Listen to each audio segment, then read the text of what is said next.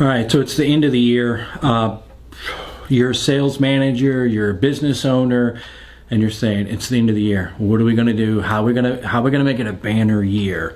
And you're probably thinking, let's do a direct mail drop. Let's increase our TV advertising. Let's do something where we're going to spend money. That's not the answer. Definitely not the answer.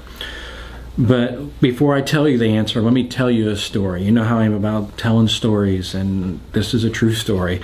But I've talked about this guy before. It was years back that I talked about it. But Jim Christensen was the guy's name. And he was a jerk. He was a sales manager. He was my sales manager, but he was a phenomenal jerk. And what I mean by that is, that he demanded stuff. He demanded stuff from me when I was selling radio advertising, and he demanded stuff from everybody on the sales staff. And there was a tremendous amount of turnover, but the individuals that stayed on, I'm still connected to some of them, and I have to really give credit to Jim. If it wasn't for Jim, I honestly don't believe I would be where I'm at today. Because Jim was a sales manager that would get out and he would connect.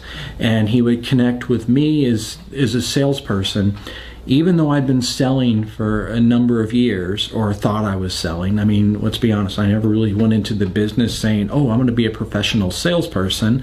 It's just where I ended up, where I landed. I'm very glad I landed there. But I never really had training, other than training where I would watch videos that the companies would buy from these trainers, or read the books. But everything was it just didn't work. And the reason it didn't work is because it was process driven. It wasn't driven by connections. And I remember we had jokes about Jim, and we would joke behind his back at lunch, but it was things that would make him proud. And one of the jokes was, hey, are you taking Jim on that sales call? And if you are, you're going to come back with a sale. And it's so true. And it wasn't that Jim was the kind of guy that would shove something down your throat. He was a connector. So not only was he connecting with me and the rest of the sales team, but he would really connect with the clients. And what I mean by that is he would ask all the right questions, and he would just get the client to open up and talk about their problems and their frustrations and where they needed help. And his answer was not always, buy this. He was much more of a, have you tried this? Have you tried that? He was much more of a consultant, even though he didn't have anything to sell. And he built a tremendous amount of trust with that individual that they really opened up their checkbook and they spent more. And we had checkbooks back then. But anyway, so my point is, as a sales manager, you have to be a connector. And I'm going to give you some more advice here in just a minute. I'm going to give you something that I think you're going to go, this is interesting. I'm going to tell you how to connect. But it's important to connect as a sales manager. Get out of your office and sit down with your sales team. Don't bring your sales team to your office, because when you bring them to your office, they're not natural. They get stressed. It's like, I'm in the boss's office.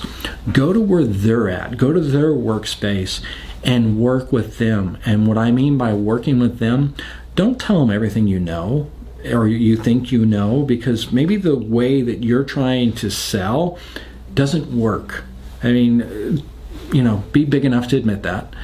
And role play with them and let them talk and say, let's do some role playing. Let's pretend that we're going to make a phone call, and I'm going to be that prospective client, and I'm going to be difficult, and show me how you'd handle it. And let them role play so they can learn. Because so many times what we do is we talk at our team instead of letting our team talk with us and ask us the questions and let them do the role playing. So that's your first step as a sales manager or a business owner, is get out of your office, go to where your team is working, and role play with them and help them. Be a resource. In other words, be a connector like Jim was. So that's the first thing. The second thing is, and I've seen this happen time and time again over the last 2 weeks where I've been working with my clients, and I really enjoy this. Yeah, okay, I'm an ad guy, I'm a marketing guy, I love ideas, but I do love the sales process.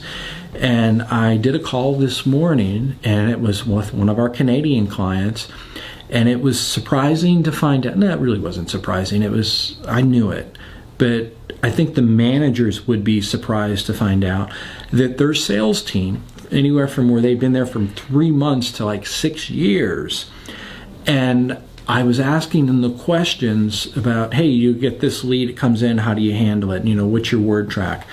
And there was some of the leads, and what I'm getting ready to say, you're probably going to go, that doesn't happen in my organization. And it's like, yeah, it does. Trust me. So what I found out was some of the leads they wouldn't even respond to, they wouldn't even answer, or they didn't really try to work it because they didn't know how to handle the lead. And you just think about it. I mean, us as business owners and managers, so many times when we're faced with something that's difficult, we kind of ignore it. We don't hit it head on. We just ignore it and we think it's going to go away. So if we're doing that as a business owner and a manager, why wouldn't our team be doing that? And it's not any fault of our team that they're ignoring the leads, that they don't know how to answer. It's just that you assumed it as a sales manager that they know how to answer it, and that they're doing the job. Hey, I hired them as a salesperson. They know how to go out and sell. That's not the case. And Jim proved that time and time again, that it was like every week I would learn something new from Jim. And the only way I can learn something from Jim was by him being a jerk. I mean, yeah, at that time I considered him to be a jerk because he had process and he expected me to do stuff, and I had to have my call list and I had to have so many contacts and I had to actually work. And that's what he demanded out of me. And I'm very happy that he demanded that, because I made more money with Jim versus all the previous managers that came in and acted like they wanted to be my friend, but they had nothing to offer. And I mean, there was some great managers previous to Jim, but Jim was not my friend. I didn't go to lunch with him. I didn't go out and have drinks with the guy or go to dinner with him, but he demanded I work, and he demanded that I made more money. And it's simple as that. So I'm going to give you one last tip. You want to finish the year strong, so here it is. This is how you're going to finish the year strong. I want you to get that sales team that's roaming around. They're kind of aimless. They want direction. Trust me, they want direction and they want goals. You just have to be sure you're giving it to them. So what I want you to do is I want you to gather some salespeople, and I want you to gather salespeople that are early into it and are seasoned, individuals that have been there. And I want you to go to their workspace. I already mentioned that. But go to their workspace and start doing some role playing. And with this role playing, I want you to be the client, and I want them to try to connect with you. That's the biggest thing. Connect with you. Whatever you're selling, whatever it is. But it's important that they learn how to connect. And I don't mean try to sell, but connect. And I know it's kind of hard to understand that probably, but start asking the questions that are going to help them find out more information about you as a prospective role-playing client to make that purchase, to move them down that funnel. And then I want you to turn the tables, and I want you to act like they're the client, and I want you to go through it too. But I want you to go around the table and everybody partake in it. And it's important that everyone does it.